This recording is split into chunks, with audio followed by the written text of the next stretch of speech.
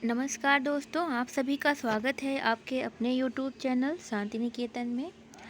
आज जो यह हम वीडियो लेकर आए हैं, यह है उत्तर प्रदेश लोक सेवा आयोग की जो परीक्षा हुई थी 2008 में राजकीय डिग्री कॉलेज प्रवक्ता की, वह प्रश्न पत्र लेकर हम आए हुए हैं। यहाँ पे उस प्रश्न पत्र को हम हल करेंगे और यह जो वीडियो है आपके लिए बहुत ही ज़्यादा महत्वपूर्ण है। जितने भी स्टेट असिस्टेंट प्रोफेसर की परीक्षा होने वाली है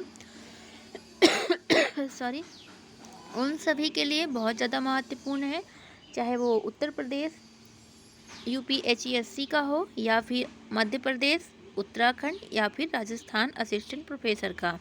और यह वीडियो आपको TGT PGT हिंदी के लिए भी महत्वपूर्ण है, तो उसके लिए भी आप इसे पढ़ सकते हैं, सॉल्व कर सकते हैं। ठीक है, तो अभी चलिए हम अपना वीडियो स्टार्ट करते हैं। और उससे पहले आप सभी से गुजारिश है, अगर आपको वीडियो अच्छा लगे तो प्लीज़ वीडियो लाइक करिएगा और चैनल सब्सक्राइब करना नहीं भूलिएगा।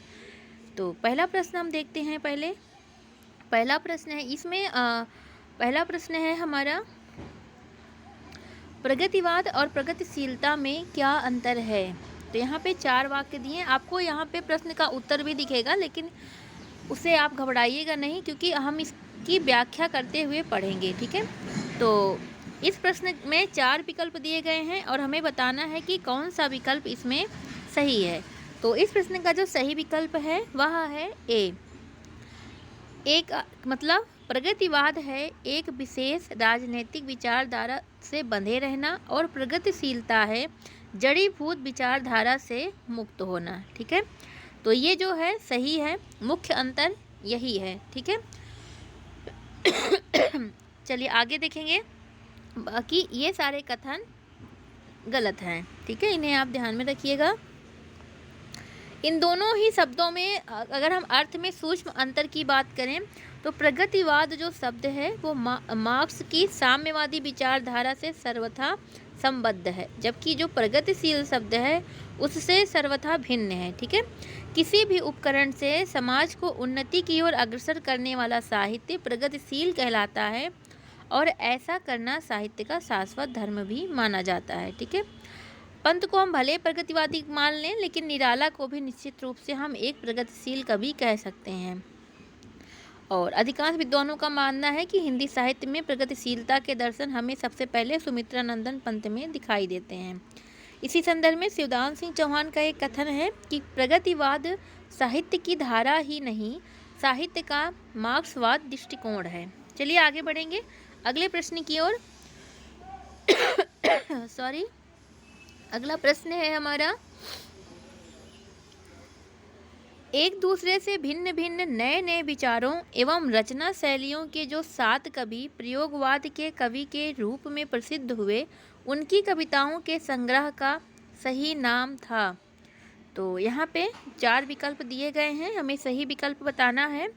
तो इस प्रश्न का सही उत्तर है डी। ठीक है, एक दूसरे से भिन्न भिन्न नए नए विचारों एवं रचना शैलियों के जो 7 कवि प्रयोगवाद के कवि के रूप में प्रसिद्ध हुए, उनकी कविताओं का सही नाम है तार सप्तक, जो कि 1943 ईस्वी में अज्ञे जी के संपादकत्व में शुरू किया गया था। ठीक है, अज्ञे जी ने तार सप्तक की भूमिका में प्रयोगवादी कवियों को राही के अन्वेषी कहा है।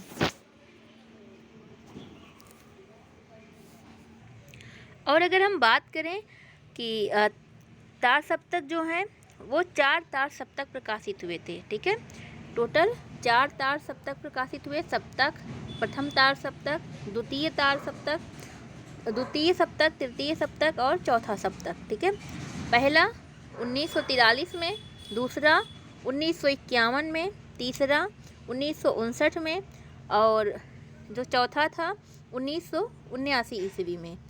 और जो ये तार सप्तक था, तार सप्तक में जो 7 कवि थे वो इस प्रकार हैं: अज्ञेय, रामविलास शर्मा, गजानन माधव मुक्तिबोध, प्रभाकर माचवे, नेमीचंद जैन, गिरजा कुमार माथुर और भारत भूषण अग्रवाल। चलिए आगे बढ़ेंगे अगले प्रश्न की ओर। देखिए यहाँ पर भी वही दिया हुआ है। आगे बढ़ते हैं, अगले प्रश्न को हम देखेंगे। अगला प्रश्न है हमारा, हिंदी उपन्यास की संरचना के मूल आधार रहे हैं। तो यहाँ पे 4 विकल्प दिया गया है। जो सही विकल्प है हमारा वह है डी। ठीक है, हिंदी उपन्यासों की संरचना के मूल आधार अंग्रेजी उपन्यास रहे हैं। ठीक है, आचार्य महावीर प्रसाद द्विवेदी ने सरस्वती में प्रकाशित एक निबंध उपन्यास रहस्य में इस बात को स्वीकार किया है कि उपन्यास के प्रचलन, विकास एवं सृजन का श्रेय पश्चिमी देशों के लेखकों को ही है, जिससे प्रेरणा लेकर हिंदी में भी उपन्यासों की रचना की जाने लगी। ठीक है, और एक जगह पर बालकृष्ण भट्ट ने भी लिखा है कि हम लोग जैसा और बातों में अंग्रेजों की नकल करते जाते हैं, उपन्यास का लिखना भी उन्हीं के दृष्टांत पर सीख रहे हैं। सन 1853 ईस्वी में बंसीधर द्वारा थॉमस डे के लोकप्रिय उपन्यास सैंडफोर्ड एंड मर्टन का अनुवाद किया गया था। ठीक है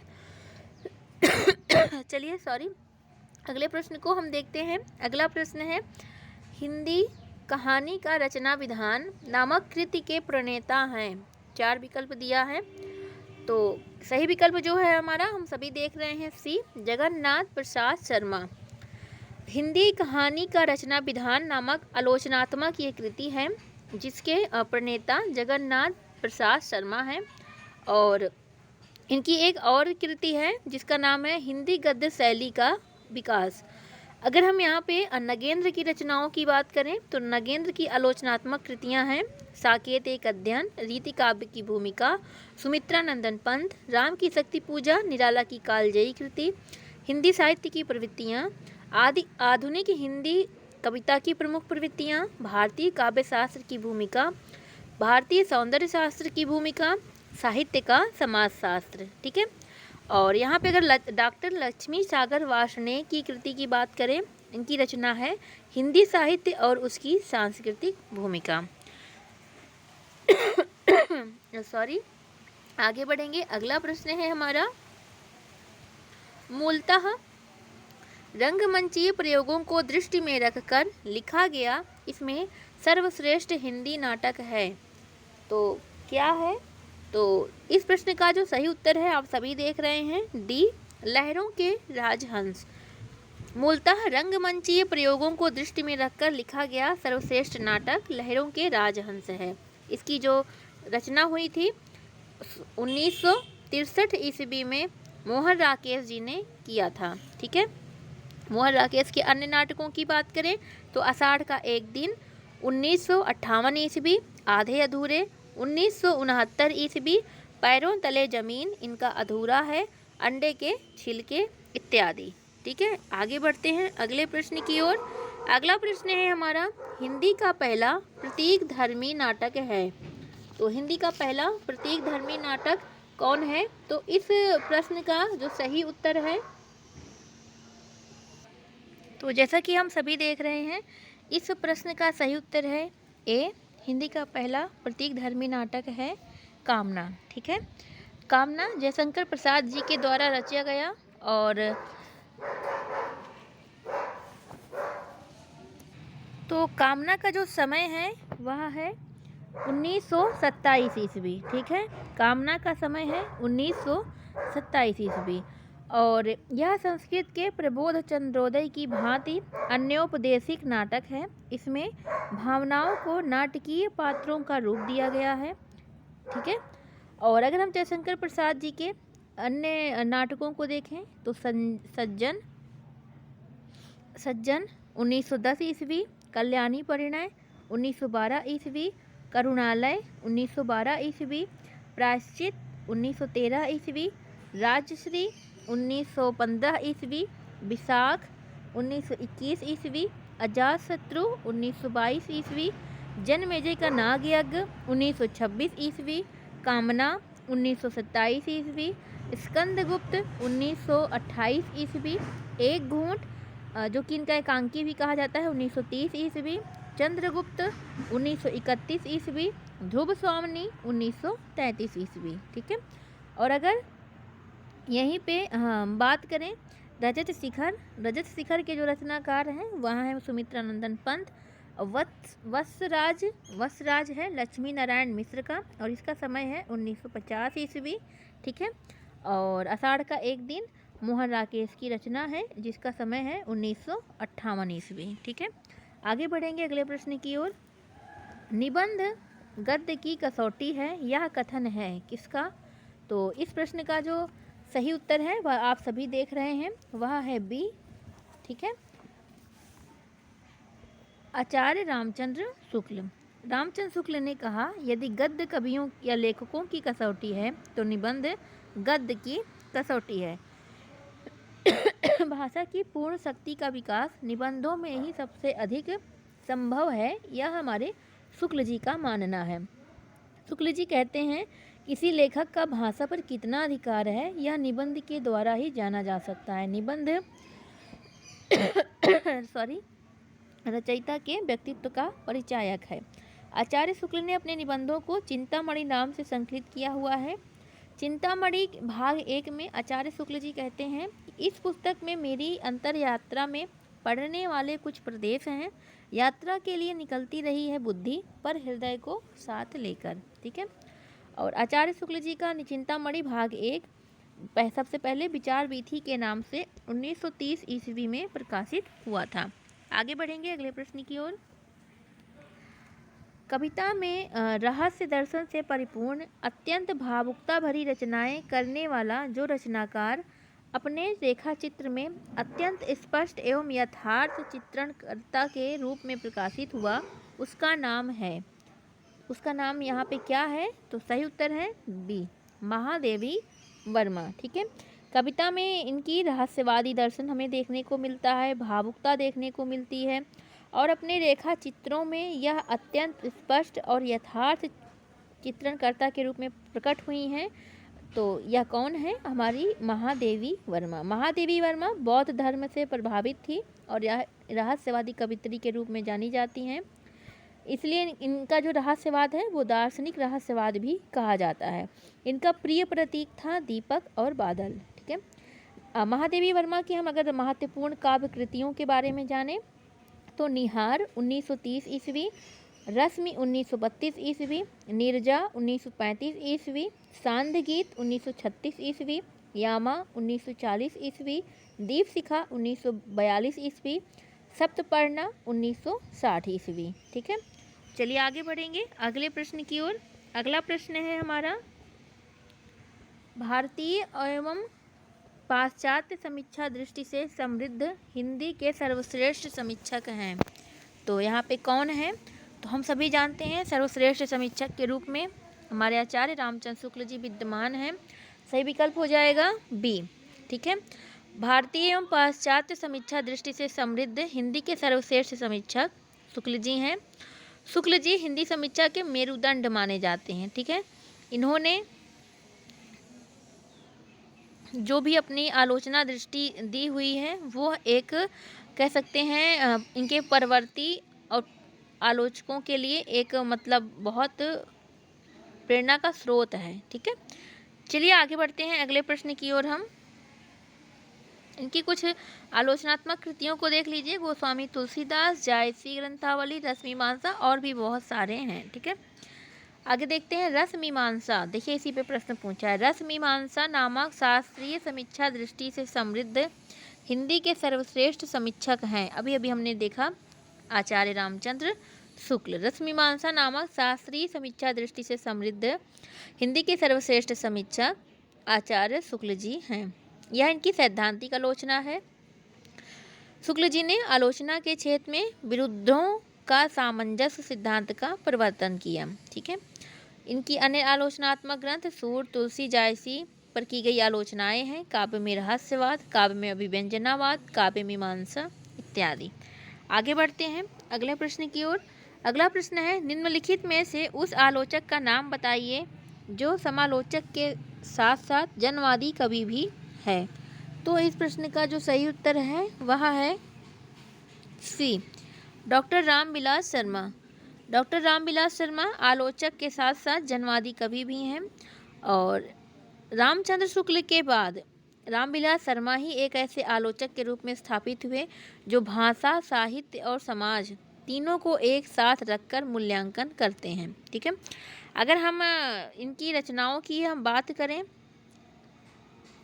डॉक्टर रामविलास शर्मा जी के, तो इनकी रचनाएं हैं प्रेमचंद 1941 ईस्वी, भारतेंदु हरिश्चंद्र 1943 ईस्वी, निराला 1946 ईस्वी, प्रगति और परंपरा 1949 ईस्वी, साहित्य और संस्कृति 1949 ईस्वी, प्रेमचंद्र और उनका युग 1952 ईस्वी, प्रगतिशील साहित्य की समस्याएं और आचार्य रामचंद्र शुक्ल और हिंदी आलोचना 1955 ईस्वी।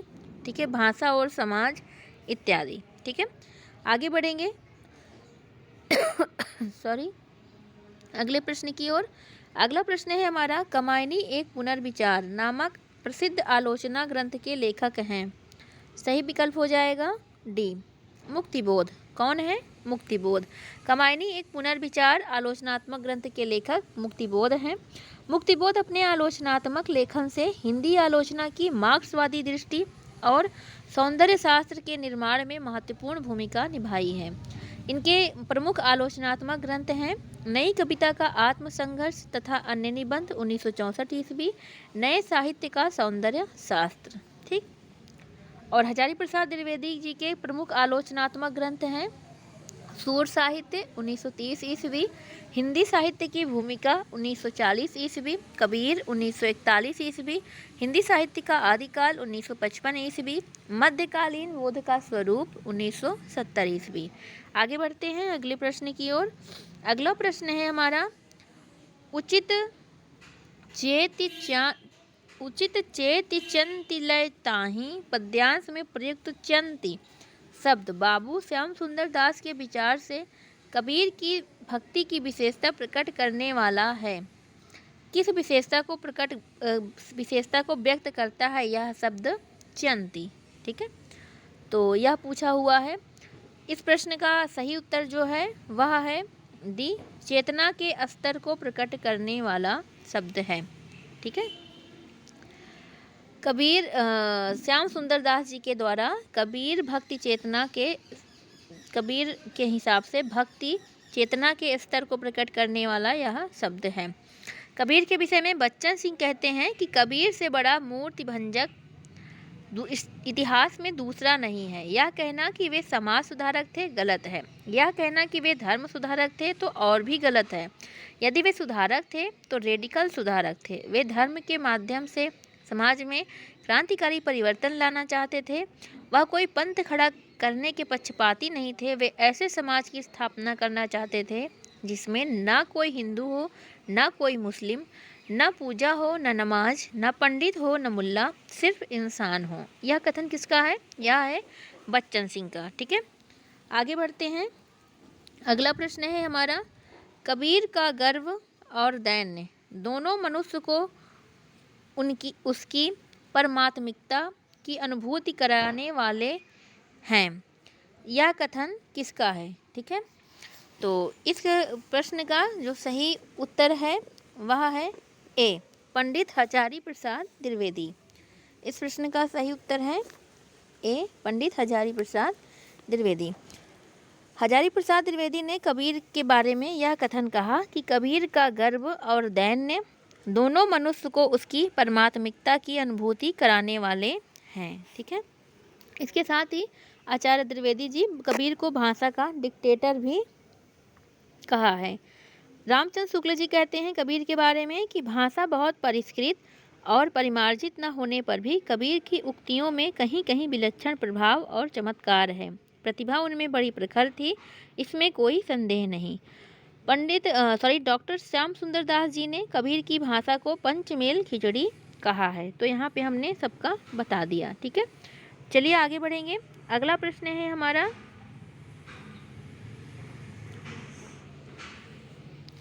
वल्लभाचार्य जिस संप्रदाय के आचार्य हैं उस संप्रदाय के प्रवर्तक हैं। ठीक है, तो यहाँ पे किस संप्रदाय के प्रवर्तक हैं ये हमें बताना है। तो इस प्रश्न का जो सही उत्तर है वह है ए, रुद्र। ठीक है, वह रुद्र संप्रदाय के वल्लभाचार्य जिस संप्रदाय के आचार्य हैं उस संप्रदाय के प्रवर्तक वह रुद्र संप्रदाय है जिसके प्रवर्तक विष्णु स्वामी हैं और इनका दार्शनिक मत शुद्धा द्वैतवाद है। ठीक है। और आगे अगर हम बात करें तो वल्लभाचार्य जी के लिखे गए प्रमुख ग्रंथों की, तो इसमें अनुभाष्य, सुबोधनी टीका, तत्वदीप निबंध, श्रृंगार रस मंडन और विद्वन मंडन। ठीक है। इसके साथ ही मध्वाचार्य जी के बारे में बात करें तो मध्वाचार्य जी का है ब्रह्म संप्रदाय, मध्वाचार्य जी का है ब्रह्म संप्रदाय और द्वैतवाद। ठीक है। सनकादि संप्रदाय है निम्बारकाचार्य जी का और इनका सिद्धांत है द्वैतवाद। रामानुजाचार्य जी का है विशिष्टाद्वैतवाद और इनका संप्रदाय है श्री संप्रदाय। ठीक है। चलिए आगे बढ़ेंगे अगले प्रश्न की ओर। अगला प्रश्न है श्री कृष्ण भक्ति शाखा में मधुरा भक्ति भावना का समावेश हुआ। निम्नलिखित में से किसके अनुकरण में। ठीक है। मतलब श्री कृष्ण भक्ति शाखा में मधुरा भक्ति भावना का समावेश हुआ, निम्नलिखित में से किसके अनुकरण में। तो इस प्रश्न का सही उत्तर है बी, चैतन्य महाप्रभु। ठीक है। श्री कृष्ण भक्ति शाखा में मधुरा भक्ति भावना का समावेश चैतन्य महाप्रभु के अनुकरण में हुआ। चैतन्य महाप्रभु गौड़ीय संप्रदाय के प्रवर्तक थे और इनका दार्शनिक मत है अचिंत्य भेदवाद। ठीक है। स्वामी हरिदास की बात करें तो स्वामी हरिदास राधा कृष्ण की बिहार लीलाओं का आनंद सखी भाव से प्राप्त करते थे। ठीक है। सखी संप्रदाय, इसलिए इनके संप्रदाय को सखी संप्रदाय भी कहा गया है। स्वामी हरिदास के इनके संप्रदाय को हरिदासी संप्रदाय भी कहा जाता है। इनकी ग्रंथ हैं सिद्धांत के पद और केलीमाल। ठीक है। चलिए आगे बढ़ते हैं अगले प्रश्न की ओर। अगला प्रश्न है हमारा संसार अपार के पार को सुगम रूप नौका लियो, कलि कुटिल जीव निस्तार हित वाल्मीकि तुलसी भयो। ठीक है। यह निम्नलिखित में से किसकी उक्ति है। तो इस प्रश्न का सही उत्तर है सी, नाभादास। ठीक है। संसार अपार के पार को सुगम रूप नौका लियो, कलि कुटिल जीव निस्तार हित वाल्मीकि तुलसी भयो। नाभादास जी कहते हैं यह उक्ति उन्हीं की है और नाभादास ने भक्तमाल में 200 पुराने और नए भक्तों का चरित्रगान, उनका चमत्कारपूर्ण चरित्र चित्रण ब्रज भाषा में और 316 छप्पयों में लिखा है। भक्तमाल की जो रचना इन्होंने की 1592 ईस्वी में। ठीक है। चलिए आगे बढ़ेंगे। रामानंद जी के बारे में बात करें तो रामानंद जी को आचार्य शुक्ल ने राम काव्य का पहला कवि माना और आचार्य हजारी प्रसाद द्विवेदी ने इन्हें आकाशधर्मी गुरु कहा है। ठीक है। आगे बढ़ते हैं। अगला प्रश्न है हमारा खालिक बारी किसकी रचना है। ठीक है। तो इस प्रश्न का सही उत्तर है ए, अमीर खुसरो। अमीर खुसरो का वास्तविक नाम था अबुल हसन। ठीक है। खालिक बारी जो है वह, खालिक बारी की बात करें तो खालिक बारी जो रचना है वह फारसी, अरबी और हिंदी का कोश है। ठीक है। और अमीर खुसरो को तुर्के अल्लाह या तोताए हिंद भी कहते थे। ये निजामुद्दीन औलिया के शिष्य थे। ठीक है। और इन्होंने दिल्ली के सिंहासन पर 11 राजाओं का शासनकाल देखा था। ठीक है। खुसरो के अगर हम रचनाओं की बात करें तो पहेलियाँ, मुकरियाँ, दो सुखने, गज़ल इत्यादि। ठीक है। आगे बढ़ते हैं। अगला प्रश्न है सूरदास के एक अति प्रचलित पद के निम्नलिखित चरण नखत वेद ग्रह जोरी अरध करी को बरजय हम खात में किस खाए जाने वाले पदार्थ का अर्थ निष्पन्न होता है। ठीक है। तो यहाँ पे पूछा है, यह जो पंक्ति है सबसे पहले सूरदास जी की है। आप सभी इसमें देख रहे हैं सूरदास जी की प्रचलित पंक्ति है और इस प्रश्न का सही उत्तर है सी, 20। ठीक है। 20। यहाँ देखिए इसको कैसे जोड़ा गया है। नखत वेद ग्रह जोरी अरध करी को बरजय हम खात, में खाए जाने वाले पदार्थ विष का अर्थ है 12 नक्षत्र को जोड़ के, 4 वेदों को जोड़ लो, 9 ग्रहों को जोड़ लो और फिर क्या कर दो, अर्ध करी को उन्हें आधा कर दो। 40 हुआ, 40 को 2 से भाग दे दो, बचेगा 20। तो मतलब 20 का मतलब 20 क्या खा रहे हैं, विष खा रहे हैं। ठीक है, चलिए ये मतलब इनका कूट पद हैं इनके ये। ठीक है, आचार्य रामचंद्र शुक्ल ने सूरदास के बारे में कहा है कि श्रृंगार एवं वात्सल्य के क्षेत्रों में जितना अधिक उद्घाटन सूर्य ने अपनी बंद आँखों से किया उतना किसी और ने नहीं। इन क्षेत्रों का कोना कोना वह झांक आए। हजारी प्रसाद द्विवेदी के अनुसार सूरदास बालक का हृदय लेकर पैदा हुए और बालक हृदय लेकर ही इस संसार का निबाह कर गए। ठीक है, सूरदास की प्रमुख रचनाएं हैं सूरसागर, साहित्य लहरी और सूर सारावली। चलिए आगे बढ़ेंगे अगले प्रश्न की ओर। रसखान कवि का वास्तविक नाम था, तो सही उत्तर हो जाएगा डी, सैयद इब्राहिम। सैयद इब्राहिम इनका वास्तविक नाम था। इनका जन्म दिल्ली में 1533 ईस्वी में और मृत्यु 1618 ईस्वी में हुई थी। ठीक है, और रसखान, मुसलमान कवियों में रसखान का नाम बहुत हिंदी में प्रसिद्ध है। भारतेंदु ने लिखा था इनके बारे में कि इन मुसलमान हरिजनन पै कोटिक हिंदू वारिये। ठीक है, सरल हृदयग्राही और रसपूर्ण भाषा के प्रयोग के कारण रसखान को पीयूष वर्षी अर्थात अमृत की वर्षा करने वाला कवि कहा गया है। इतना कम लिखकर इतना अधिक प्रसिद्ध होने वाला मध्यकाल में दूसरा कोई कवि नहीं हुआ। आचार्य शुक्ल जी रसखान के बारे में कहते हैं कि प्रेम में ऐसे सुंदर उद्गार रसखान के सवैये से निकले कि जनसाधारण प्रेम या श्रृंगार संबंधी इनके कवित्व सवैयों को ही रसखान कहा जाने लगा। जे कोई रसखान सुनाओ, मतलब रसखान के पद नहीं, रसखान को सुनाओ। ठीक है, इनकी अगर हम रचनाओं की बात करें तो प्रेम वाटिका, सुजान रसखान, अष्टयाम, दान लीला इत्यादि। ठीक है, आगे बढ़ेंगे अगले प्रश्न की ओर। अष्टचाप की सर्वप्रथम प्रतिष्ठा किसने की, तो इसके बारे में हम बहुत विस्तार से बहुत सारी परीक्षाओं में पूछा है, विट्ठल दास जी। ठीक है, 1565 ईस्वी में 4 अपने पिता वल्लभाचार्य जी के शिष्यों को लेकर और 4 विट्ठल दास जी ने अपने शिष्यों को लेकर के अष्टछाप की स्थापना की। ठीक है, वल्लभाचार्य जी के शिष्य हैं कुंभन दास, सूरदास, परमानंद दास और कृष्णदास। विट्ठल नाथ जी के शिष्य हैं गोविंद स्वामी, क्षीर स्वामी, चतुर्भुज दास और नंददास। ठीक है, चलिए आगे बढ़ेंगे। और अगर हम समय इसमें देखें तो कुंभन दास जी सबसे बड़े थे, फिर सूरदास, फिर कृष्णदास, फिर परमानंद दास। सबसे बड़े कुंभन दास और सबसे छोटे थे नंददास। सबसे छोटे थे नंददास। ठीक है, चलिए आगे बढ़ते हैं। अगला प्रश्न है हमारा, कमल दल नयनन की उन्मानी, बिसरत नाही सखी मऊ मन तय, मंद मंद मुस्कानी। यह पदचरण किसकी रचना है? 4 विकल्प है, सही विकल्प हो जाएगा हमारा रहीम। ठीक है, यह रहीम की रचना है। अकबर के दरबारी कवि थे रहीम, जिनका पूरा नाम था अब्दुल रहीम खान खाना। 17 दिसंबर 1556 ईस्वी में लाहौर में इनका जन्म हुआ था। ये बहुत दानवीर थे और इनकी दानशीलता कर्ण से की जाती है तुलना इनकी दानशीलता में।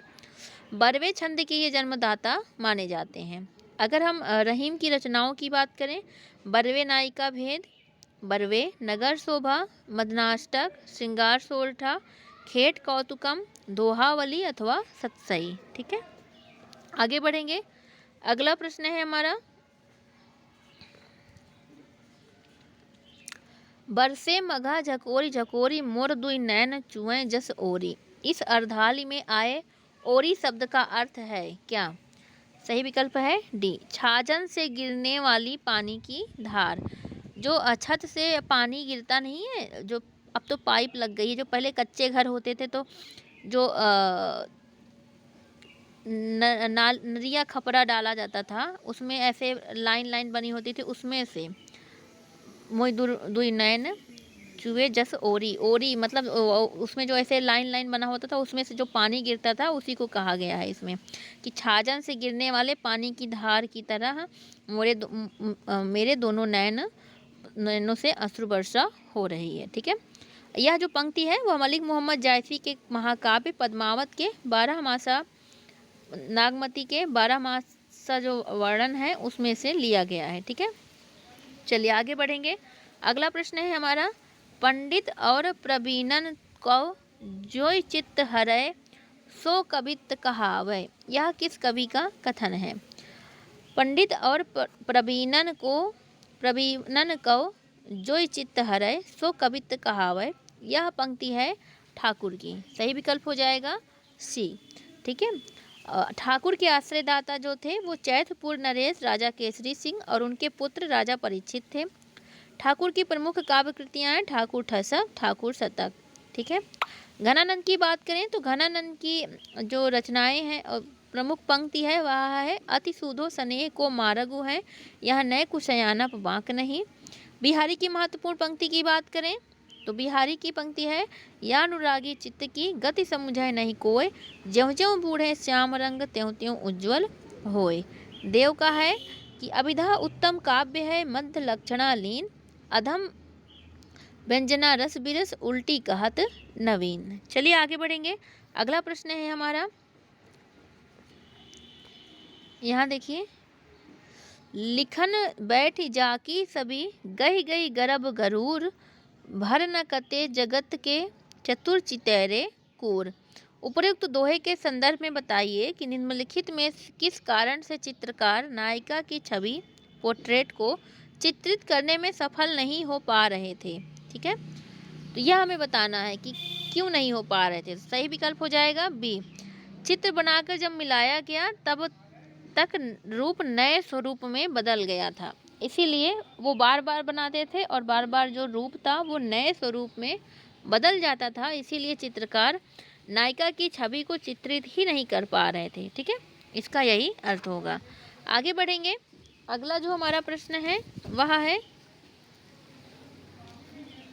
छायावाद पर विचार करते हुए हिंदी के कई प्रतिष्ठित आलोचक निर्देश देते हैं कि हिंदी में छायावाद बंगला साहित्य के अनुकरण पर आया। इस संदर्भ में कौन सा विकल्प सही है? तो इस प्रश्न का विकल्प दिया गया है, ये सही विकल्प हो जाएगा हमारा डी। डी क्या है? बंगला साहित्य में छायावाद युग नाम का कोई युग नहीं हुआ ही नहीं। अपनी आधारहीन कल्पना पर ही हिंदी आलोचक ऐसा मत प्रचारित करते रहे हैं। ठीक है, मतलब ये सही बात है क्योंकि ऐसा कोई युग नहीं हुआ था बंगला साहित्य में। आगे बढ़ेंगे हम। अगला प्रश्न है हमारा, पुरातनता का यह निर्मोह सहन करती ना प्रकृति पल एक, यह निर्मोह से अभिप्राय है किससे? तो इस प्रश्न का सही उत्तर हो जाएगा ए, सांप के शरीर पर लिपटी केंचुली। ठीक है, पुरातनता का यह निर्मोह सहन करती ना प्रकृति एक पल एक, यह निर्मोह से अभिप्राय है सांप के शरीर में लिपटी केचुली। और यह जो पंक्ति है वह जयशंकर प्रसाद की कमायनी महाकाव्य जो है वहाँ से लिया गया है। और यहाँ पे श्रद्धा जो है वो हताश मनु में प्राण संचार करते हुए यह पंक्ति कह रही हैं। ठीक है, चलिए आगे बढ़ेंगे। अगला प्रश्न है हमारा,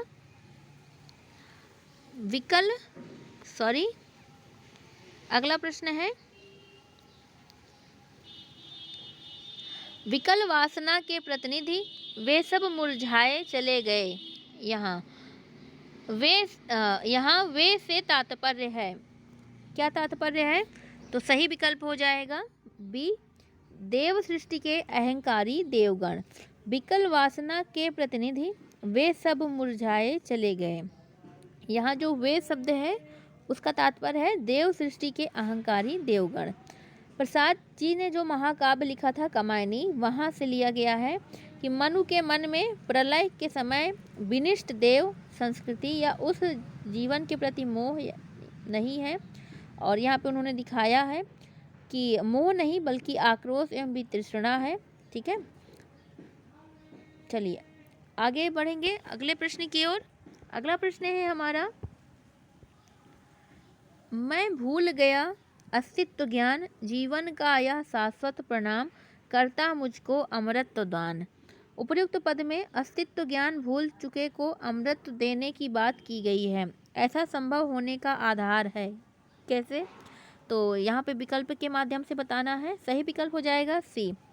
अस्तित्व ज्ञान भूलाकर अस्तित्वहीनता की दशा में पहुँचा हुआ व्यक्ति शाश्वत को ग्रहण कर सकता है, इसीलिए उसे अमृत ज्ञान देने की बात की गई है। ठीक है, चलिए आगे बढ़ेंगे। यह जो पंक्ति है यह नौका विहार सुमित्रा नंदन पंत की कविता से ली गई है।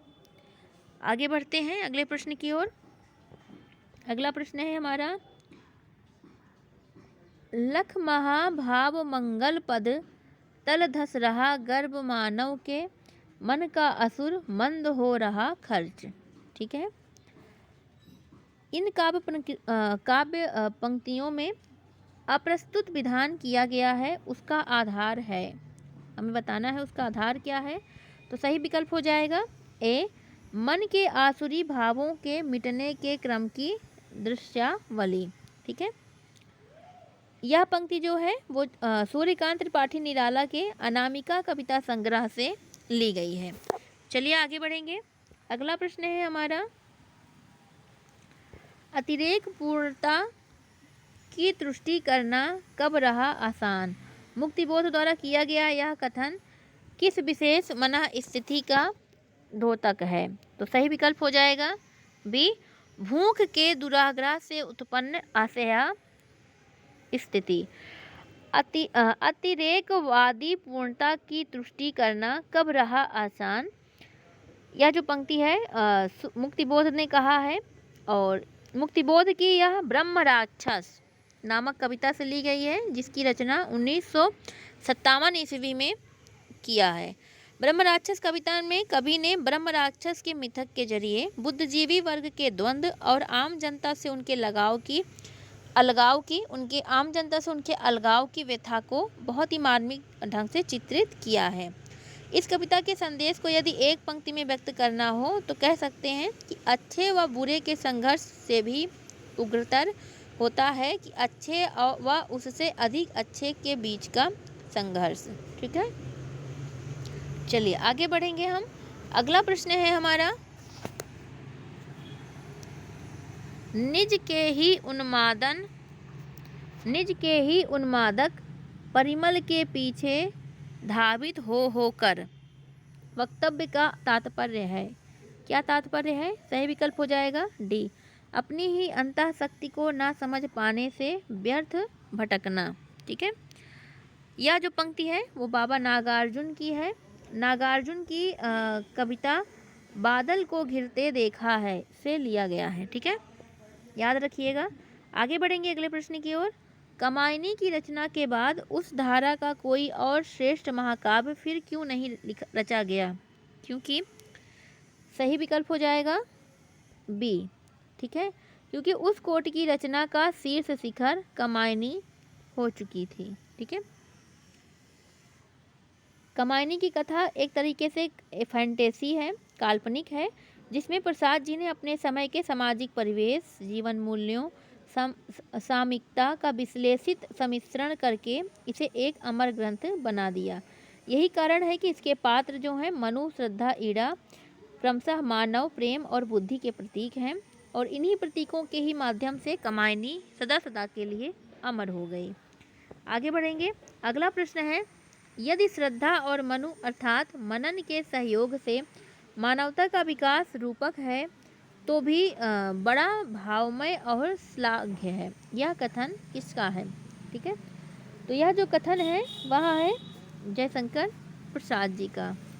ठीक, नंद दुलारे वाजपेयी ने कहा है कि कामायनी नए युग का प्रतिनिधि काव्य है। नगेंद्र जी कहते हैं कि कामायनी समग्रता में समासोक्ति का विधान लक्षित करती है। मुक्तिबोध कहते हैं कि कामायनी जीवन की पुनर्रचना है। ठीक है, हजारी प्रसाद द्विवेदी ने कहा है कामायनी का कवि दूसरी श्रेणी का कवि है। आगे बढ़ेंगे। अगला प्रश्न है हमारा, प्रकृति का जो सूक्ष्म चित्रण सुमित्रानंदन पंत जी की कविताओं में मिलता है वैसा अन्यत्र क्यों नहीं मिलता। ठीक है, तो इस प्रश्न का जो सही उत्तर है वह है ए, प्रकृति निरीक्षण का सुअवसर और उसके प्रति समर्पित मनोभाव किसी और कवि में ना आ सका। ठीक है, और चलिए आगे देखेंगे। अगला प्रश्न है हमारा, मुक्तिबोध के हर इमेज के पीछे शक्ति होती है, वे हर वर्णन को दमदार, अर्थपूर्ण और चित्रमय बनाते हैं। यह किस विद्वान का कथन है। सही विकल्प हो जाएगा डी, शमशेर बहादुर सिंह। शमशेर बहादुर सिंह ने यह कहा है। प्रभाकर माचवे ने कहा है कि अंधेरे में ग्वार्निका इज वर्ष है, इसके बहुत से अंश पिकासो के विश्व प्रसिद्ध चित्र जैसा ही प्रभाव डालते हैं। रामविलास शर्मा कहते हैं कि अपराध भावना का अनुसंधान है इनकी अंधेरे में जो कविता है उसके बारे में। नामवर सिंह ने अंधेरे में कविता के बारे में कहा है मुक्तिबोध को कि यह अस्मिता की खोज है। रामविलास शर्मा इसे आरक्षित जीवन की कविता मानते हैं। आगे बढ़ेंगे। अगला प्रश्न है, नागार्जुन की जनवादी कवि सैनिक कवि का नक्शा लिए अवतरित होती है, यह कथन है किसका। तो सही विकल्प हो जाएगा बी, रामविलास शर्मा का। रामविलास शर्मा कहते हैं कि नागार्जुन की जनवादी कवि सैनिक कवि का नक्शा लिए अवतरित होती है। डॉक्टर नामवर सिंह ने नागार्जुन की कविता की शक्ति को इन पंक्तियों में कहा कि इस बात में तनिक भी अतिशयोक्ति नहीं है कि तुलसीदास के बाद नागार्जुन अकेले ऐसे कवि हैं जिनकी कविता की पहुंच किसानों की चौपालों से लेकर के काव्य रसिकों की गोष्ठी तक है। आगे बढ़ते हैं। अगला प्रश्न है हमारा, काव्य सबसे पहले शब्द है और सबसे अंत में यही बात बच जाती है कि काव्य शब्द है। सारे कवि कर्म इस परिभाषा से निश्रित होते हैं। अज्ञेय के उक्त कथन का अभिप्राय है कि क्या अभिप्राय है। तो सही उत्तर हो जाएगा डी। डी इस प्रश्न का सही उत्तर है। शब्द के सम्यक योजना द्वारा अभिप्रेत को अभिव्यक्त करने का कौशल प्राप्त कर लेने पर कवि मर्म सफल हो जाता है। ठीक है, अज्ञेय ने काव्य लक्षण की परिभाषा देते हुए कहा था कि काव्य सबसे पहले शब्द है और सबसे अंत में यही बात बच जाती है कि काव्य शब्द है। पंत ने कहा कि साहित्य अपने व्यापक अर्थ में मानव जीवन की गंभीर व्याख्या है। आगे बढ़ेंगे। अगला प्रश्न है हमारा, छायावाद को समग्र रूप में समझाने वाले प्रारंभिक श्रेष्ठ समीक्षक कौन है। तो वह है हमारे नंद दुलारे वाजपेयी। सही विकल्प हो जाएगा।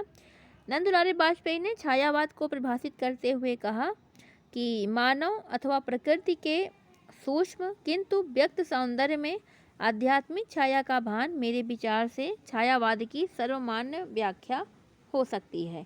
डॉक्टर नगेंद्र के अनुसार 1920 के आसपास युग की उद्बुद्ध चेतना ने बाह्य अभिव्यक्ति से निराश होकर जो आत्मबद्ध अंतर्मुखी साधना आरंभ की वह काव्य में छायावाद के रूप में अभिव्यक्त हुई। और साथ ही ये कहते हैं कि यह स्थूल के प्रति सूक्ष्म का ही विद्रोह है। ठीक है, आगे बढ़ेंगे। अगला प्रश्न है हमारा, दुख की पिछली रजनी बीच विकसता सुख का नवल प्रभात, इस काव्य कृति का प्रबोध वाक्य है क्या। तो सही उत्तर हो जाएगा डी, कमायनी। कमायनी जयशंकर प्रसाद जी द्वारा रचा गया महाकाव्य है और इसमें टोटल 15 सर्ग हैं, आपको बताया है हमने। आगे बढ़ेंगे। सर्ग आप देख लीजिए, चिंता, आशा, श्रद्धा, काम, वासना, लज्जा, कर्म, ईर्ष्या, ईड़ा, स्वप्न, संघर्ष, निर्वेद, दर्शन, रहस्य, आनंद। चलिए आगे बढ़ेंगे। लोक मंगल की भावना का सर्वश्रेष्ठ कवि इनमें से कौन है। तो हम सभी जानते हैं तुलसीदास जी हैं। ठीक है, और इनकी कृति रामचरितमानस को आचार्य शुक्ल ने लोक मंगल की साधना अवस्था का काव्य माना है। रामचरितमानस की रचना संवत 1631 में चैत शुक्ल रामनवमी मंगलवार को हुआ। इसकी रचना कुल 2 वर्ष 7 महीना और 26 दिन में पूरा हुआ था। ठीक है, आगे बढ़ेंगे। अगला प्रश्न है हमारा, बाल वर्णन संबंधी कविता आधुनिक काल में भी खूब रची गई। मध्यकाल में यह कवियों का रुचिकर क्षेत्र रहा है। समग्र रूप में समस्त हिंदी कविता में बाल वर्णन का सर्वश्रेष्ठ कवि कौन है? तो सही बात विकल्प है सी, सूरदास। सूरदास जो हैं वो जैसा वात्सल रस का इन्होंने मनोमुग्धकारी वर्णन किया है वैसा किसी और ने नहीं किया। ठीक है। और सूरदास जैसे इन्होंने कृष्ण जी की बारे में लिखा नहीं, मैया कभी बढ़ेगी मेरी चोटी इत्यादि। इनके सूरदास के संबंध में शुक्ल जी का एक कथन है। शुक्ल जी कहते हैं, वात्सल्य एवं श्रृंगार के क्षेत्रों का जितना अधिक उद्घाटन सूर्य ने अपनी बंद आँखों से किया उतना किसी और कवि ने नहीं। इन क्षेत्रों का कोना कोना वह झांक आए। हजारी प्रसाद द्विवेदी ने कहा है कि सूरदास बालक का हृदय लेकर पैदा हुए और बालक हृदय लेकर ही इस संसार का निबाह कर गए। आगे बढ़ेंगे अगले प्रश्न की ओर। भारतीय नाट्य शास्त्र की दृष्टि से नाटक का उद्देश्य है क्या? तो सही विकल्प हो जाएगा डी, रसास्वादन। रसास्वादन इसका नाटक का उद्देश्य है। नाटक काव्य का एक रूप है। ठीक है। चलिए आगे बढ़ेंगे। अगला प्रश्न है हमारा, चंद्रावली नाटिका के रचयिता हैं कौन? तो सही विकल्प हो जाएगा सी, भारतेंदु हरिश्चंद्र। कौन है? तो भारतेंदु हरिश्चंद्र। यह इनका मौलिक नाटक है। इस नाटक में वैष्णव भक्ति एवं प्रेम तत्व का चित्रण किया गया है। ठीक है।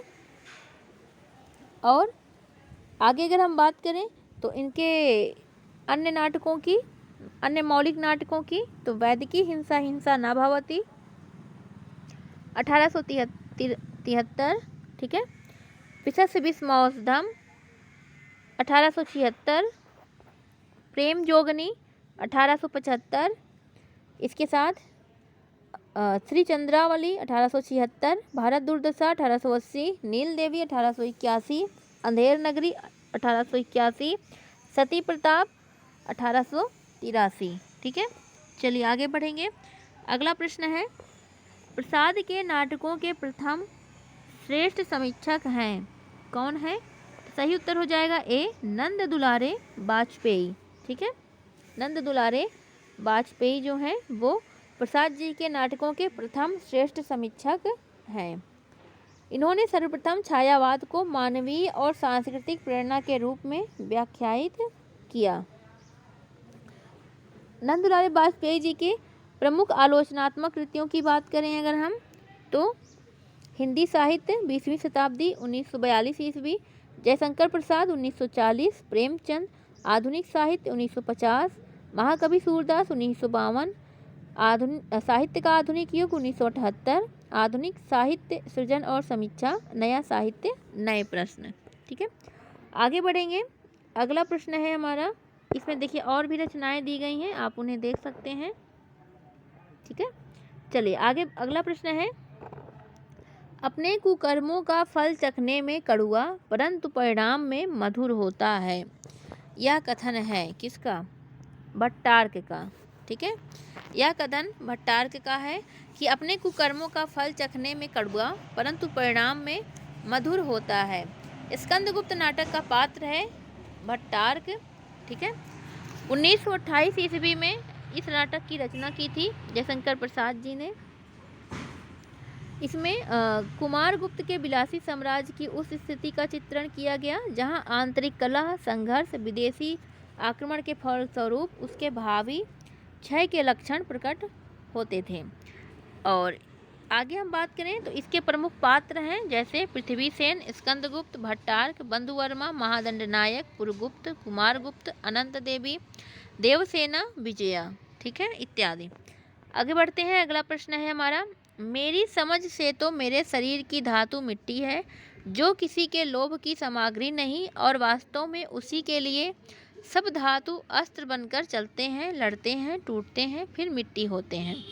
यह हिंदी के किस नाटक से आया हुआ संवाद है? सही विकल्प है डी, स्कंदगुप्त। ठीक है, यह स्कंदगुप्त से आया हुआ संवाद है। चलिए आगे बढ़ेंगे। अगला प्रश्न है हमारा, भारत दुर्दशा नाटक की रचना करने के पीछे भारतेंदु जी का उद्देश्य था। क्या उद्देश्य था? तो सही विकल्प हो जाएगा सी, भारतीय नागरिकों को अन्याय के विरुद्ध खड़े होने के लिए प्रोत्साहित करना। ठीक है। भारत दुर्दशा नाटक या हास्य रूपक है। ठीक है। इसमें भारत के तत्कालीन परिस्थिति का चित्रण किया गया है और अंग्रेजी राज की अप्रत्यक्ष निंदा की गई है। आगे बढ़ेंगे। अगला प्रश्न है, 2 विकल्प इसमें इधर यहाँ दिए गए हैं, तो थोड़ा छोटा कर दे रहे हैं, आपको दिखेगा। अन्य हिंदी नाटककारों की अपेक्षा भारतेंदु हरिश्चंद्र जी की विशिष्टता थी। क्या विशिष्टता थी? तो सही विकल्प जो है वह है बी, रचना, मंचन, निर्देशन, अभिनय, विज्ञापन और मूल्यांकन से जुड़ा होना। ठीक है। अन्य हिंदी नाटककारों की अपेक्षा भारतेंदु हरिश्चंद्र जी जो थे वह रचना, मंचन, निर्देशन और अभिनय, विज्ञापन और मूल्यांकन से जुड़े हुए थे। ठीक है। बहुमुखी प्रतिभा के ये धनी थे। इन्होंने हिंदी पत्रकारिता, नाटक और काव्य के क्षेत्र में अपना बहुमूल्य योगदान दिया। हिंदी में नाटकों का प्रारंभ भी भारतेंदु हरिश्चंद्र जी से माना जाता है। चलिए आगे बढ़ेंगे। अगला प्रश्न है हमारा, एक जमाने में नाटकों के असंभव समझे जाने वाले दृश्यों को भी आज की वैज्ञानिक तकनीक से मंचों पर प्रस्तुत करना सुगम हो चुका है। फिर भी प्रसाद के नाटकों, विशेषतः उनके स्कंदगुप्त नाटक का मंचाभिनय अभी भी लोकप्रिय नहीं हो पाया है। क्यों नहीं हो पाया है? तो सही विकल्प हो जाएगा सी, नाटक देखने वाली जनता प्रसाद के नाटकीय संवादों की भाषा के स्तर तक नहीं पहुंच पाई है अभी तक। ठीक है, इसी वजह से। चलिए आगे बढ़ेंगे। अगला प्रश्न है हमारा, आचार्य रामचंद्र शुक्ल हिंदी निबंध के किस विशेष धारा के श्रेष्ठ निबंधकार हैं? तो इस प्रश्न का जो सही उत्तर है वह है डी, वस्तु व्यंजक। ठीक है, वस्तु व्यंजक। आचार्य रामचंद्र शुक्ल हिंदी निबंध की वस्तु व्यंजक विशेष धारा के श्रेष्ठ निबंधकार हैं। आचार्य रामचंद्र शुक्ल जी ने लिखा है कि यदि गद्य कवियों या लेखकों की कसौटी है तो निबंध गद्य की कसौटी है। भाषा की पूर्ण शक्ति का विकास निबंधों में ही सबसे अधिक संभव है। ठीक है, चलिए आगे बढ़ते हैं। अगला प्रश्न है हमारा, हिंदी गद्य में जब प्रगतिशीलता से प्रेरित रचनाएं हो रही थी तब कविता में छायावाद अपने शिखर पर था। उस विशेष काल की एक उत्कृष्ट काव्य कृति थी। क्या थी? पल्लव। ठीक है, पल्लव उत्कृष्ट काव्य कृति थी। यह पंत की सर्वश्रेष्ठ रचना है, उनकी पूर्ण प्रतिभा से भरी उन्मेषित। ठीक है, पल्लव को छायावादी युग का मैनिफेस्टो भी कहा जाता है। पल्लव को प्रकृति की चित्रशाला भी कहा गया है। आगे बढ़ेंगे अगले प्रश्न की ओर। यहाँ पे देखिए, पल्लव सुमित्रानंद का तीसरा कविता संग्रह है, 1928 में इसका प्रकाशन हुआ। गोदान उपन्यास में शिक्षक पात्र कौन है? तो सही विकल्प हो जाएगा डी, मेहता। जो मेहता हैं वो शिक्षक पात्र हैं। 1936 में इस उपन्यास की रचना मुंशी प्रेमचंद जी ने की। यह ग्राम्य जीवन और कृषि संस्कृति का महाकाव्य है। इसमें किसान जीवन की महागाथा एवं ऋण की समस्या का अंकन किया गया है। इसमें प्रगतिवाद, गांधीवाद और मार्क्सवाद का पूर्ण परिप्रेक्ष्य हमें देखने को मिलता है। प्रमुख पात्र हैं गोहोरी, धनिया, गोबर, जुनिया, भोला, राय साहब, मेहता, मालती, खन्ना, दाता दीन, गोविंदी आदि। आगे बढ़ेंगे। अगला प्रश्न है, गोदान उपन्यास की कथा वस्तु की कसावट में कमी आई है, कहाँ पर? तो सही उत्तर हो जाएगा बी, शहरी और ग्रामीण पृष्ठभूमि के दो विस्तृत और लगभग विरोधी वातावरणों को समेट लेने से। ठीक है, समेट लेने से इसमें कथा वस्तु की कसावट में कमी आई है, ऐसा माना जाता है। आगे बढ़ेंगे। अगला प्रश्न है, आवेग एक वस्तु, जीवन दूसरी। जीवन की सफलता के लिए किसी समय आवेग का दमन आवश्यक हो जाता है। यह निम्नलिखित में से किस विशेष रचना का अंश है? तो सही उत्तर हो जाएगा सी, दिव्या। ठीक है, दिव्या जो उपन्यास है यह यशपाल जी के द्वारा लिखा गया एक ऐतिहासिक उपन्यास है और जिसकी रचना 1945 ईस्वी में की गई। आगे बढ़ेंगे। अगला प्रश्न है हमारा, थोड़ा छोटा कर दें तो सारे विकल्प दिखेंगे आपको। यशपाल अपने उपन्यासों में बरबस ही अपनी एक विशेष विचारधारा को ठूंस देते हैं। यह विशेष विचारधारा है क्या? तो यह जो विशेष विचारधारा है वह है मार्क्स लेनिन का साम्यवाद। ठीक है, चलिए आगे बढ़ेंगे। अगला प्रश्न है, मैला आंचल की भाषा परिनिष्ठित हिंदी के व्याकरण की कसौटी पर जगह जगह खरी नहीं उतरती, फिर भी अपने ज़माने की यह अत्यंत लोकप्रिय रचना सिद्ध हुई। इसका कारण यह है कि यह क्यों मतलब नहीं उतरती?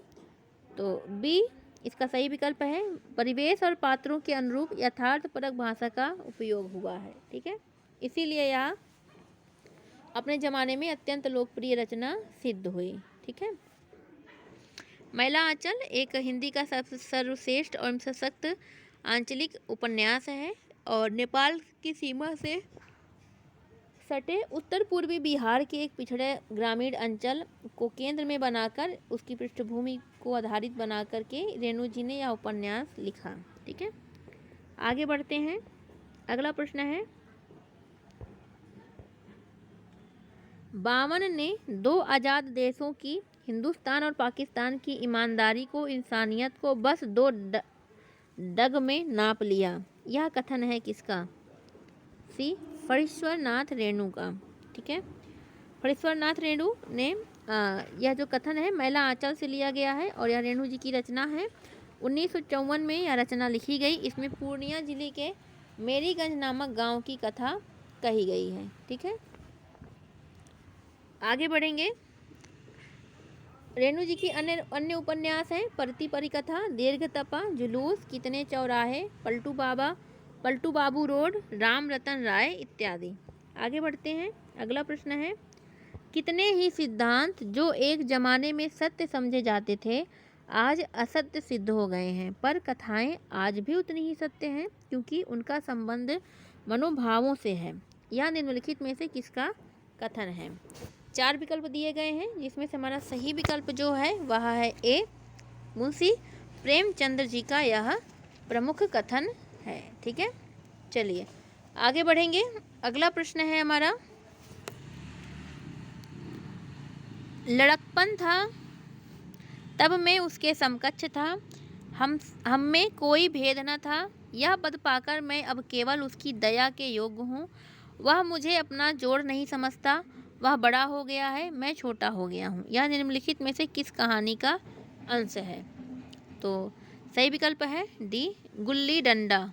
ठीक है, यह प्रेमचंद जी की कहानी गुल्ली डंडा का एक अंश है।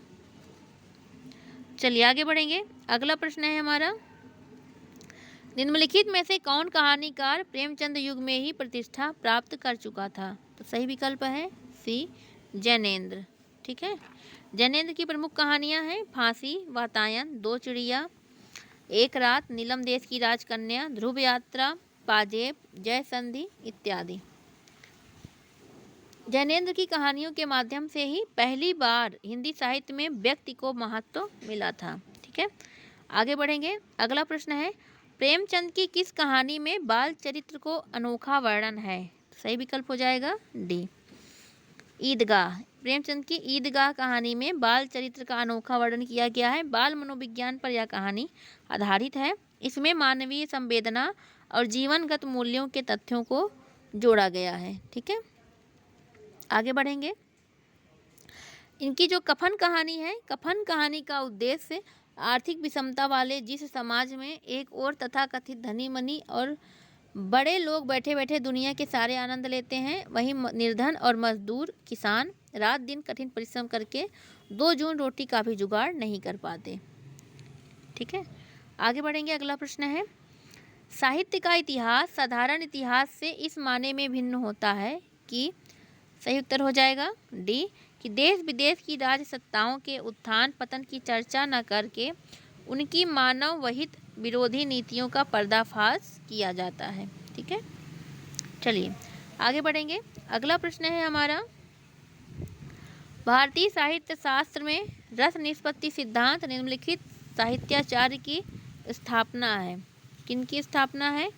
तो सही विकल्प हो जाएगा बी, आचार्य भरत मुनि। ठीक है, चलिए भरत मुनि के अनुसार विभावा अनुभाव व्याभिचारी भाव के संयोग से रस की निष्पत्ति होती है। ठीक है, इन्होंने रस सूत्र दिया हुआ है। आगे बढ़ेंगे। अगला प्रश्न है हमारा, मीराबाई की रचनाओं में किस भाषा की छौंक सबसे ज़्यादा पाई जाती है? तो सही उत्तर हो जाएगा सी, राजस्थानी। मीराबाई की रचना में राजस्थानी भाषा सबसे की छौंक ज़्यादा पाई जाती है। ये कृष्ण भक्ति शाखा की प्रमुख कवित्री हैं और इनकी कविताओं में एक गहरी टीस है। ठीक है, जो भक्ति के रंग में रंगकर और गहरी हो गई है। और इनके काव्य में राजस्थानी मिश्रित ब्रज भाषा का प्रयोग हम देख सकते हैं। इनकी उपासना माधुर्य भाव की उपासना थी। इनकी प्रमुख रचनाओं की बात करें मीराबाई के, तो गीत गोविंद की टीका, नरसिंह जी का मायरा, राग सोरठा, राग गोविंद, मलार राग, सत्यभामा नुरसंग, मीरा की गरबी, रुक्मणी मंगल। ठीक है, चलिए आगे बढ़ेंगे। अगला प्रश्न है, कवि केशवदास की कौन सी कृति अपने वर्ण विषय की अपेक्षा छंदों की विविधता में भटक गई लगती है? सही उत्तर हो जाएगा ए, रामचंद्रिका। इसकी रचना 1601 में की गई। इसमें टोटल 39 प्रकाश हैं और यह रामचरित्र पर आधारित है। ठीक है, आगे बढ़ेंगे। इसको रामस्वरूप चतुर्वेदी ने छंदों की वैविध्यता के कारण रामचंद्रिका को छंदों का अजायब घर कहा है। ठीक है, डॉक्टर पीताम्बर दत्त बड़दवाल ने रामचंद्रिका को फुटकल कविताओं का संग्रह माना। ठीक है, रामचंद्रिका में केशवदास को संवाद योजना में सबसे ज़्यादा सफलता मिली हुई है। चलिए आगे बढ़ते हैं। अगला प्रश्न है, भरी रही भनक बनक ताल तालन की, तनक तनक तामय खनक चूरिन की, यह किस कवि की छंद की पंक्तियां हैं? तो इस प्रश्न का जो सही उत्तर है वह है सी, देव की। यह देव की है, देव का मूल नाम था देवदत्त। ये कवि एवं आचार्य दोनों रूप में ही प्रतिष्ठित थे। ठीक है, चलिए आगे बढ़ेंगे। अगला प्रश्न है हमारा,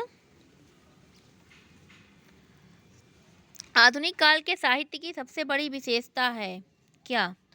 तो इस प्रश्न का जो सही उत्तर है वह है बी, गद्य को साहित्य की सशक्त माध्यम के रूप में प्रतिष्ठित करना। ठीक है, आगे बढ़ेंगे। अगला प्रश्न है, वे कवि जो काव्य सर्जना के साथ साथ भारतीय स्वतंत्रता आंदोलन में भी सक्रिय रूप से जुड़े थे, उनमें अग्रणीय हैं कौन? तो सही उत्तर हो जाएगा सी, मैथिली शरण गुप्त। ठीक है, मैथिली शरण गुप्त जी। इन्हें आधुनिक युग का तुलसी और हरिगीतिका छंद का बादशाह कहा जाता है।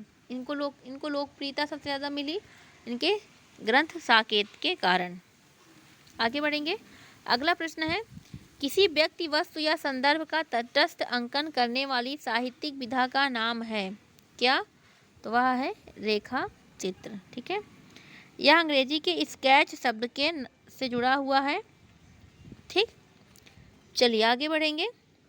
रेखा चित्र की बात करें, श्री राम शर्मा के रेखा चित्रों का प्रथम संग्रह बोलती प्रतिमा 1937 में प्रकाशित हुआ था सबसे पहले। ठीक है, आगे बढ़ते हैं। अगला प्रश्न है, प्रगतिवादी कवियों में अपनी विचारधारा से कट्टरता पूर्वक जुड़े रहने वाले कवि हैं कौन है? सही उत्तर हो जाएगा बी, गजानन माधव मुक्तिबोध।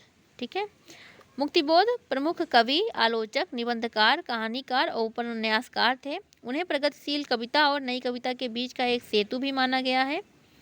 मुक्तिबोध को गहन अनुभूति और तीव्र इंद्रिय बोध का कवि भी कहा जाता है। इनकी दो काव्य कृतियाँ, चांद का मुख टेढ़ा है 1964, भूरी भूरी खाक भूर 1980 ईस्वी, जो महत्वपूर्ण है। आगे बढ़ेंगे। अगला प्रश्न है,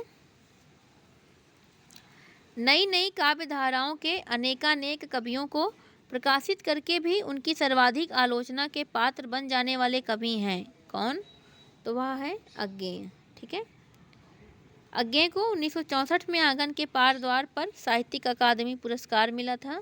ठीक है, आगे बढ़ते हैं अगले प्रश्न की ओर। 1978 में देखिए इनको कितनी नाव में कितनी बार पर ज्ञानपीठ पुरस्कार मिला था। इनकी रचनाओं कविता संग्रह है अज्ञे की, भग्नदूत, इत्यलम, हरी घास पर छड़भर, बावरा अहेरी, इंद्रधनुष रौंदे हुए, अरि ओ करुणा प्रभामय, सागर मुद्रा इत्यादि। अगला प्रश्न है भाषा वैज्ञानिक दृष्टि से भाषा की परिभाषा है क्या। तो 4 विकल्प इसमें दिया गया है और हमें बताना है कि कौन सा विकल्प सही होगा। तो जो सही विकल्प है वह है ए।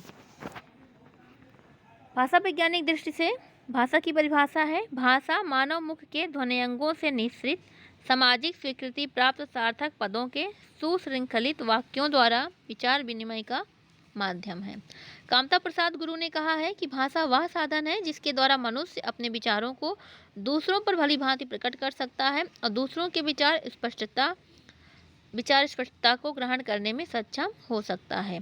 डॉक्टर श्याम सुंदर दास जी के अनुसार विचारों की अभिव्यक्ति के लिए व्यक्त ध्वनि संकेत के व्यवहार को भाषा कहते हैं। ठीक है, आगे बढ़ेंगे अगले प्रश्न की ओर। भाषा की लघुत्तम इकाई है क्या। तो भाषा की लघुत्तम इकाई है ध्वनि और भाषा की लघुत्तम सार्थक इकाई है शब्द। ठीक, चलिए आगे बढ़ेंगे अगले प्रश्न की ओर। पाली शब्द की बहुमान्य व्युत्पत्ति है क्या। तो सही विकल्प हो जाएगा इसमें सी, पर्याय, पालियाय, पालियाली, पाली। ठीक है, यह जो उत्पत्ति है यह भिक्षु, भाषा विज्ञान भिक्षु जगदीप कश्यप ने दी थी। ठीक है, चलिए आगे बढ़ेंगे। अगला है पाली भाषा के सर्वप्रथम व्याकरण है कौन, कच्चायन। ठीक है, सॉरी कात्यायन।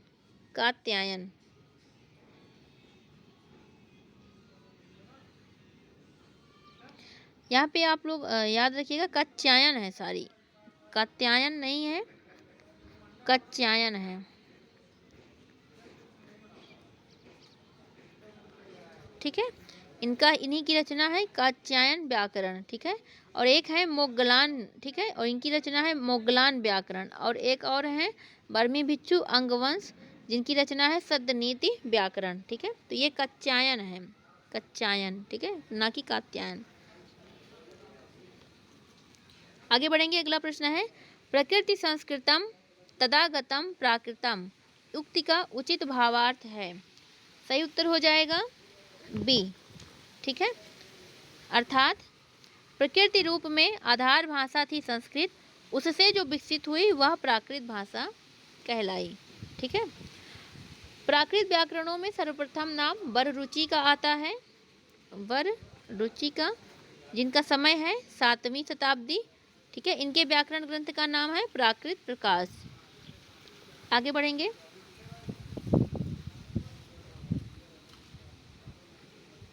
अगला प्रश्न है अपभ्रंश भाषाओं का विकास हुआ किससे। तो सही उत्तर हो जाएगा डी, प्राकृत भाषाओं से। ठीक है, ये देखिए विकास क्रम, आप इन्हें समझ लीजिएगा। आगे बढ़ते हैं अगला प्रश्न है हिंदी भाषा के सतत प्रवाह को ठीक एक जैसे रूप में विकसित हुआ न देख उसके एक विशेष युगीन रूप को निम्नलिखित भाषाविद ने नाम दिया पुरानी हिंदी। किसने नाम दिया, चंद्रधर शर्मा गुलेरी ने। ठीक है, चलिए आगे बढ़ेंगे। अगला प्रश्न है हमारा गुरु गोरखनाथ को हिंदी के किस विशेष रूप का कवि स्वीकार किया जाता है। इन्हें पुरानी हिंदी का कवि स्वीकार किया जाता है। यह 13वीं शताब्दी के थे। गुरु का नाम था मत्स्येंद्र नाथ और इनकी रचनाएं हैं ये सारी। ठीक है, इनकी रचनाओं में शब्दी पद, प्राण सांकली, शिष्यादर्शन, नरवे बोध, सप्तावर, रोमावली, आत्मबोध, ज्ञान तिलक, ज्ञान चौतीसा, गोरख बोध इत्यादि। आगे बढ़ेंगे। अगला प्रश्न है हिंदी साहित्य के मध्यकाल में ब्रज भाषा का साहित्यिक भाषा के रूप में विकास इस कारण हुआ, किस कारण हुआ। ब्रजेतर क्षेत्र के भाषा भाषियों ने भी इसे अपने सृजन का माध्यम बनाया, इसी वजह से। सही विकल्प हो जाएगा सी। ठीक है।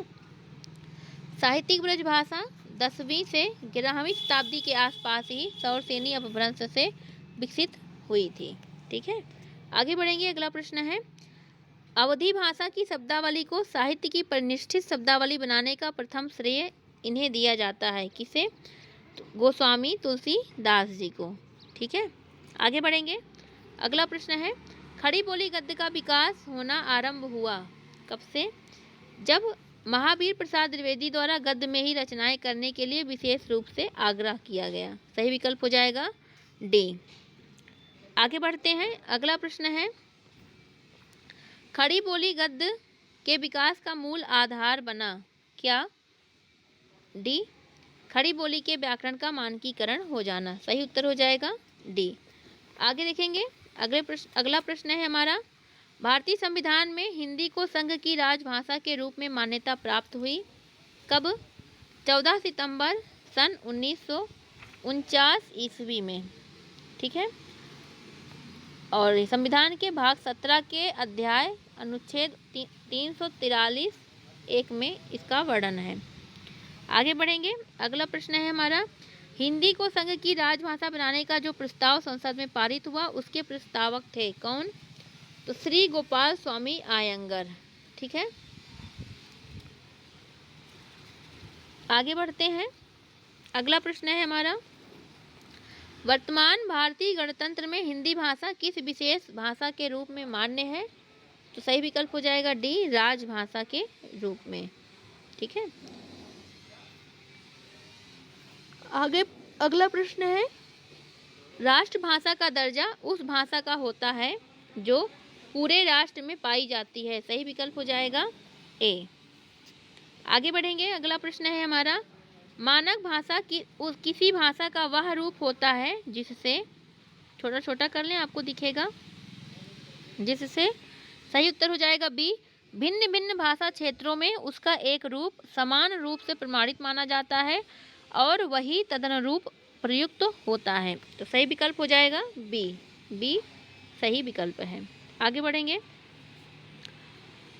भारतीय भाषाओं के भाषा सर्वेक्षण का कार्य संपादन एवं कई खंडों में उसका प्रकाशन निम्नलिखित विद्वान की अध्यक्षता में संपन्न हुआ। किसकी अध्यक्षता में? तो सही उत्तर हो जाएगा D, sir George Abraham Grierson. ठीक है। इन्हीं की अध्यक्षता में संपन्न हुआ। ग्रियर्सन के प्रमुख इतिहास ग्रंथ है the modern vernacular literature of Hindustan. ठीक। आगे बढ़ेंगे। अगला प्रश्न है हमारा, हिंदी की वैज्ञानिक एवं तकनीकी शब्दावली के निर्माण का कार्य करने वाली संस्था का नाम है, क्या नाम है? वैज्ञानिक एवं तकनीकी शब्दावली आयोग। सही हो जाएगा सही विकल्प सी। ठीक है। चलिए आगे बढ़ेंगे। अगला प्रश्न है हमारा, इसमें से आपको जो सही लगे आप पढ़ सकते हैं। हिंदी की वैज्ञानिक एवं तकनीकी शब्दावली के निर्माण हेतु संस्कृत शब्दों को प्राथमिकता देते हुए उपयोगी शब्द ग्रहण किए जाते हैं। किससे? तो सभी मान्यता प्राप्त भारतीय भाषाओं से। सही विकल्प हो जाएगा डी। अगला प्रश्न है हमारा, कुमायूनी भाषा भाषी क्षेत्र है, कौन सा क्षेत्र है?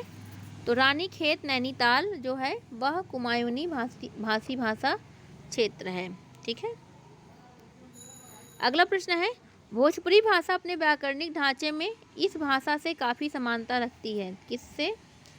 बंगला भाषा से। सही उत्तर हो जाएगा ए। ठीक है।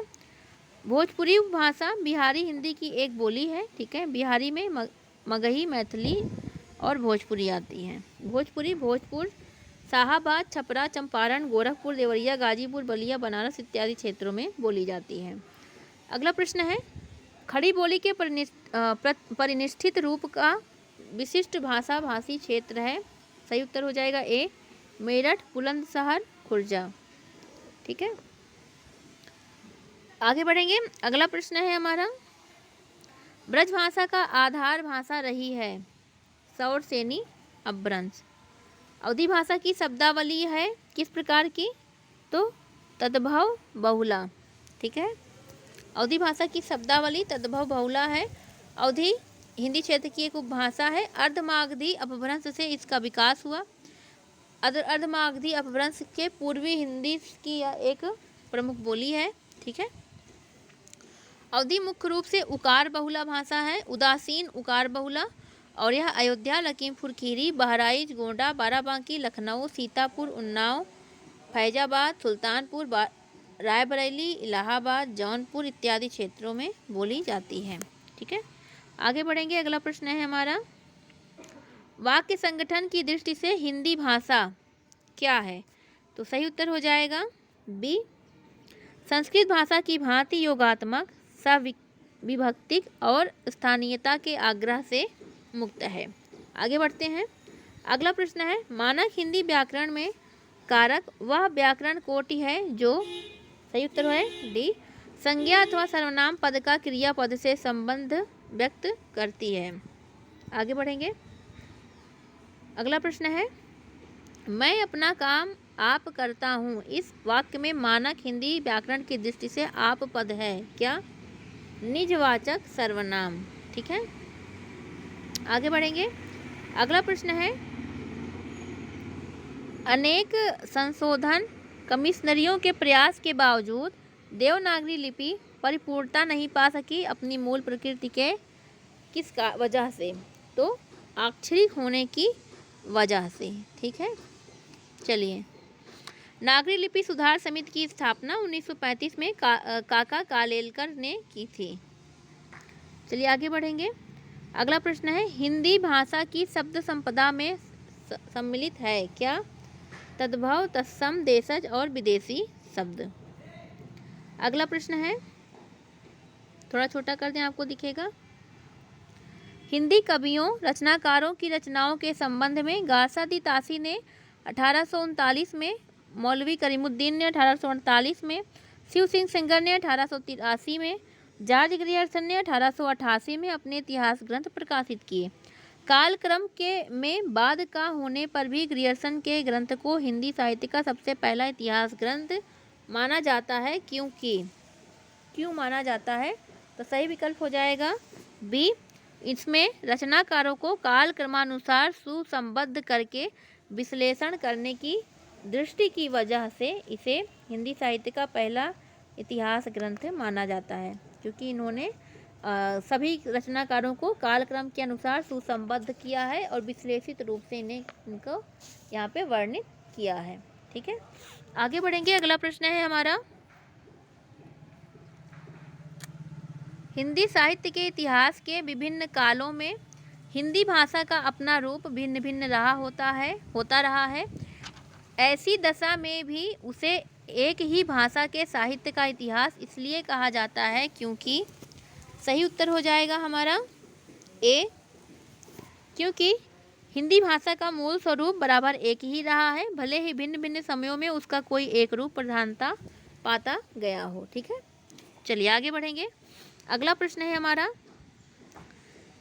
हिंदी साहित्य के आदिकाल को सिद्ध सामंत युग नाम किसने दिया? ये कई बार पूछा हुआ है, राहुल सांकृत्यायन ने। ठीक है। बाकी किसने क्या कहा है ये आप यहाँ पे देख लीजिए। ठीक है। चलिए आगे बढ़ेंगे। अगला प्रश्न है हमारा, हिंदी साहित्य के उत्तर मध्य काल को श्रृंगार काल नाम किसने दिया है? तो विश्वनाथ प्रसाद मिश्र ने। और रीतिकाल को किसने क्या कहा है वो भी आप यहाँ पे देख लीजिए।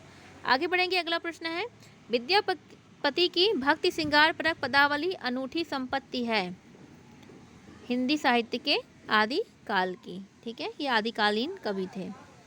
ये तिरहुत के राजा शिव सिंह और कीर्ति सिंह के दरबारी कवि थे। इनको हजारी प्रसाद द्विवेदी ने श्रृंगार रस का सिद्ध वाक्य कवि कहा है। ठीक है। और शुक्ल जी ने इनके बारे में कहा कि आध्यात्मिक रंग के चश्मे आजकल बहुत सस्ते हो गए हैं, उन्हें चढ़ाकर जैसे कुछ लोगों ने गीत गोविंद को आध्यात्मिक संकेत बताया, वैसे ही विद्यापति के इन पदों को भी। विद्यापति शैव संप्रदाय के कवि माने जाते हैं। ठीक है। बच्चन सिंह ने इनको जातीय कवि कहा है और हरप्रसाद शास्त्री ने इन्हें पंचदेवोपासक कवि कहा है। ठीक है। चलिए आगे बढ़ेंगे। अगला प्रश्न है, आलखंड का वास्तविक स्रोत ग्रंथ है क्या? तो परमाल रासो। ठीक है। इसमें आल्हा और उदल नाम के 2 सरदारों की वीरता का वर्णन है। ठीक, सर्वप्रथम इसे 1865 में फर्रुखाबाद के तत्कालीन न्यायाधीश चार्ल्स इलियट ने प्रकाशित करवाया था। आगे बढ़ेंगे। अगला प्रश्न है, महुअर बुझई कुसुम रस कब कलास झइल सज्जन पर उड़ाय मन दुज्जन नाम मैल। यह पंक्ति है विद्यापति की। ठीक है, चलिए आगे बढ़ेंगे। अगला प्रश्न है हमारा,